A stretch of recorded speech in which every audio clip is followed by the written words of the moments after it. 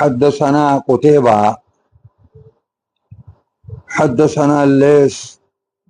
عن جعفر بن ربيعة عن الأعرج عن أبي هريرة رضي الله تعالى عنه أن النبي صلى الله عليه وسلم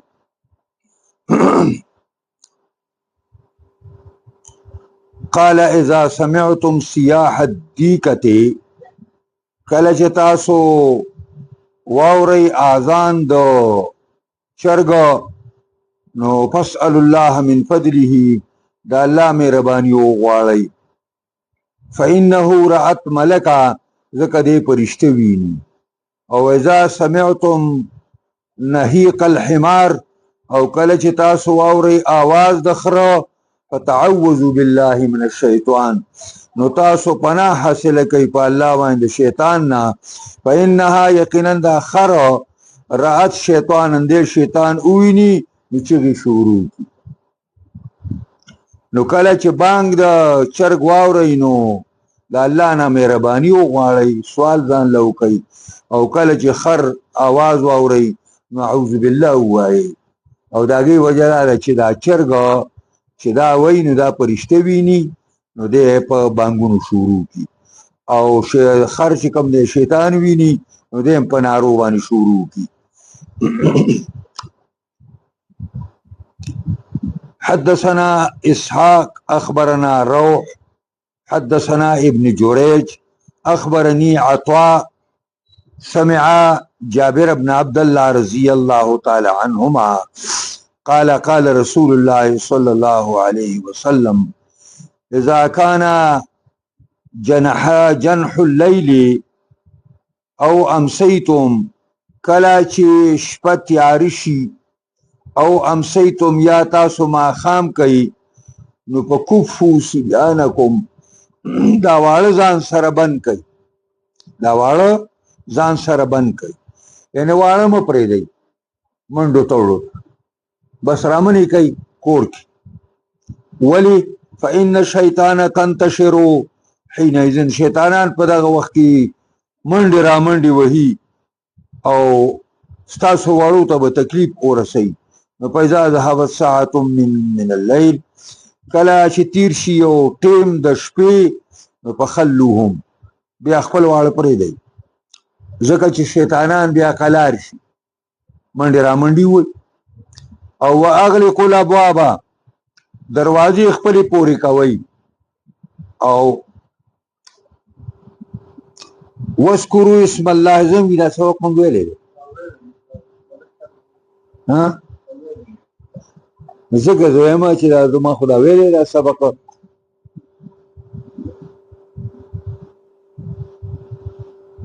د کوم ځای پورې مې ویلی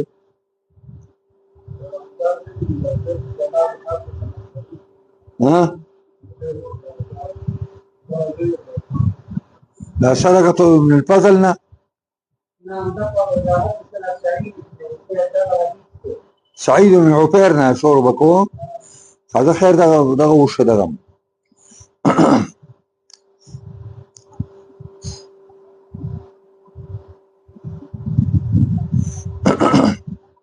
نو واذكروا اسم الله فإن الشيطان لا يفتح بابا مغلق قال وأخبرني عمرو بن دينار إنه سمع جابر بن عبد الله نحو ما أخبرني عطاء ولم يذكر اسم الله حدثنا موسى بن إسماعيل حدثنا وهيب عن خالد عن محمد بن سيرين عن أبي هريرة عن النبي صلى الله عليه وسلم قال دائم ندی وای چې محمد ابن سیرین نا روایت ته هغه ابو هريره رضی الله عنه نا روایت کوي او ابو هريره نبی علیہ السلام په حواله خبره کوي قال نبی علیہ السلام وای فقدت امه من بني اسرائيل و یو جماعت د بني اسرائيل نو ورک شوه دې چې کومه قبيله وي کنه دولس نو پای کې او قبيله ورکا شوه ده نو چې قبيله ورکا شوه ده نو لا يدرى ما فعلت پته نه لګي چې چرته لا غایب ده او واني لاراها الا الفار او پیغمبر خدا وی زنه غنم دا ګله مگر دا مګی نه دي دا مګی دا غینه خو دا مګی ساجی کړي دی او دا مګی ګورې ډیر روانه کوي کنه خارونه په بل طرف او د يهودي کار خو مرانه دی نو دا څنګه تاسو معلومات کړی جی چې هغه تاسو ته دا مګی ښکاری وی چې اذا وزع لها البان الابل لم تشرب چې دې مګو ته پي د اوخ کې دي نو دا نسکی ځکه چې په يهوديانو باندې د اوخانو پي بندونو يهوديانو باندې نو دا مګي چې دا پي نسکی دا لدی دلیل دی چې دا هغه ورکشوي يهود دي او اذا وزع لها البان الشاة شای او که د ګړو بيزو پي ورته کېدي نو شربت به اسکی پته ولګېده دا چې دا هغه کومه ډله چې ورکه شوې ده هغه دا مګي دي نو وایي چې په حدثتو کعبه وی ما دا حدیث کعب ته بیان کو کعب الاخبار چې دی دا د یهودو په علماو کې ډېر لوی عالم مسلمان شوی فقال انت سمعت النبي وی کعب ما ته وویل چې تا د پیغمبر نه داسې اورېدلي دي یقوله چې دا خبره کوله قلت نعم وما چې او ما اورېدلي دي فقال لي مرارا بیا راته وویلې چې لا که رښتیا تا اورېدلي دي فقلت ما اقرأ توراتا ما ورته چې ما خو تورات نه دی لوستلی ما خو د پیغمبر خدا د خلی خبره تاسو ته کوم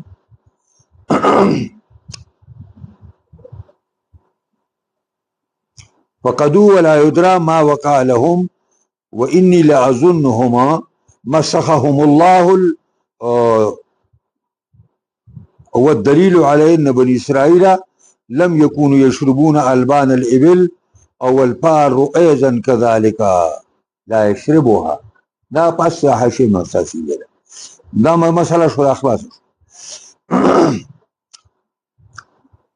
دا منګه بدء الخلق شروع کړی دی د الله مختلف مخلوقات دي مګم پکې راغلي او د بنی اسرائیل او دغه نساجي شي دي او پرکې نساجي شي دي دا پکې لا بل مسله شو دام دا الله مخلوق حدثنا سعيد بن عفير عن ابن وهب حدثني يونس عن ابن شهاب عن عروة يحدث عن عائشة عروة بن زبير رضي الله عنه خريد عائشة ام المؤمنين لا عائشة ام المؤمنين روایت کوي چې ان النبي صلى الله عليه وسلم قال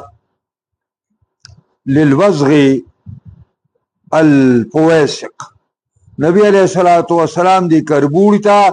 فاسق گی ویلو چې دا سی وړو کې غونډه فاسق دی اولم اسمعه امر بقتله دا میتی ندی اوریدلی چې دا مړ کړي وزعم سعد بن ابي وقاص رضی الله عنه وايي ان النبي صلى الله عليه وسلم امر بقتله نبی علیہ السلام حکم کړو د دې په وجلو باندې د کربوړې پیژنې کنه خطرناک شی دی حدثنا صدق بن الفضل حدثنا ابن عيينة حدثنا عبد الحميد بن جبير بن شبيهة عن سعيد بن المسيب ان ام شريك اخبرته ام شريك دیتا خبر ورکړیو دی او صحابیه ده چې ان نبی صلی الله علیه وسلم امرها نبی علیہ السلام دی ام شریک ته حکم کړو بقتل الاوزاع وجل کربوړ باندې دا وجنه خلک داسې وایي چې ابراهیم علیه السلام لپاره کوم اور چې کوم دی مشرکانو ته اړو نو د به ورته کوکي وهل خلک یې وایي که او دا تورانه که چې ده وایي دي به اوبه راوړلې په اور باندې په خوله کې او په هغې به یې ورچوي دا خلک داسې وایي نو پته نه لګي. حدثنا عبيد بن إسماعيل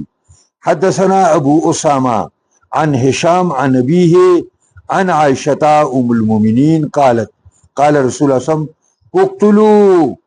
ذات طفوتين